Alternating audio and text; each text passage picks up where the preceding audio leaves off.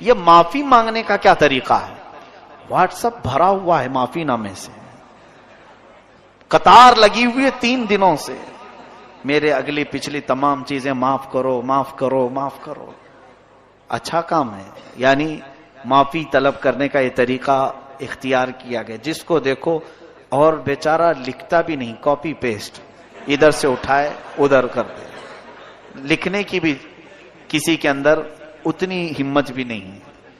ذرا آپ اس کے متعلق سوچو، صحیح ہے ہمارے بزرگوں کا یہ طریقہ رہا۔ حدیث پاک ابھی میں نے سنایا، جس کے دل میں کینہ ہو آج اس کی مغفرت نہیں ہوگی۔ کینہ کہتے ہیں مسلمانوں سے قطع تعلق کرنا۔ مسلمانوں میں بہت سارے ایسے ہیں جو اپنے رشتوں کو چھوڑ کر بیٹھے ہوئے ہیں، بھائی بہن سے بات نہیں کر رہا ہے، بہت تو ایسے ہیں ماں بیٹوں میں بات چیت بند ہے۔ معاذ اللہ رب العالمین، حدیث پاک میں ہے جس نے دنیا میں صلہ رحمی رشتے کو قطع کیا، کٹ کیا، قیامت کے دن اسے کاٹ کر دوزخ میں ڈال دیا جائے گا۔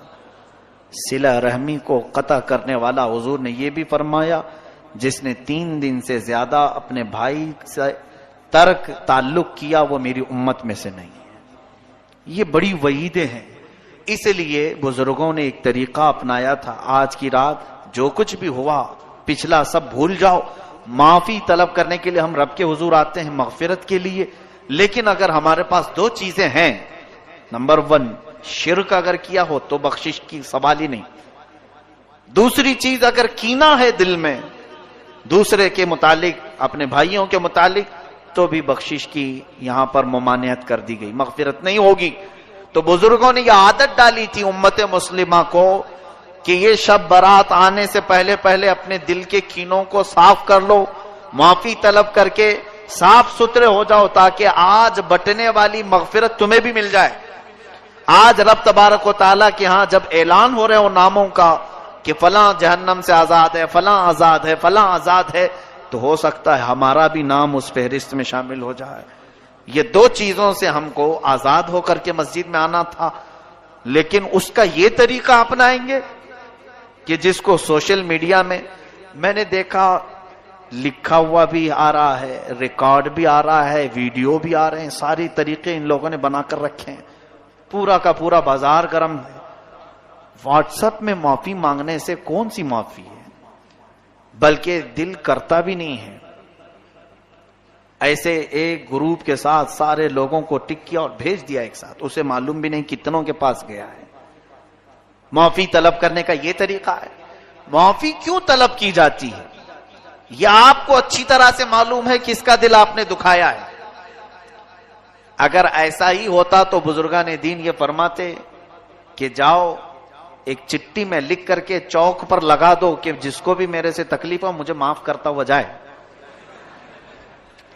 ایسا بھی تو ہو سکتا تھا، باہر سرکل پہ چوک پہ ایک چٹھی میں لکھ کر کے لگا دیتے، میں نے جس کا بھی دل دکھایا ہو مجھے معاف کر کے چلا جائے۔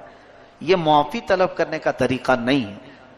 بذات خود اس سے معافی طلب کریں جس کے ساتھ آپ کا معاملہ ہوا ہے، اس کے پاس جائیں، یہاں پر نفس جانے نہیں دے گا۔ یہی بات تو ہے۔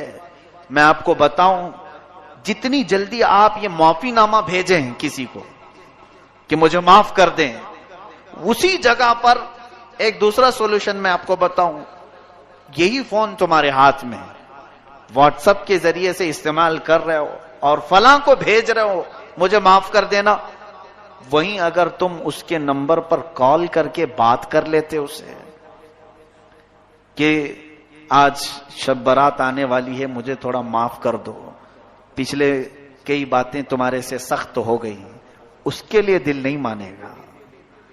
بات چیت کر لیتے، تمہارا دل نہیں مانے گا، چھوڑو بھیج دیتے ہیں، دیکھے تو ٹھیک ہے نہیں تو کوئی بات نہیں۔ یہ جو ہے نفس نے تمہیں اس طرح سے کرنے کی عادت ڈالی۔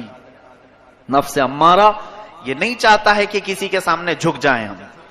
معافی طلب کرنے میں نفس کی شرمندگی ہے، اور رب تبارک و تعالی یہی چاہتا ہے کہ تم اپنے نفس کو جھکاؤ۔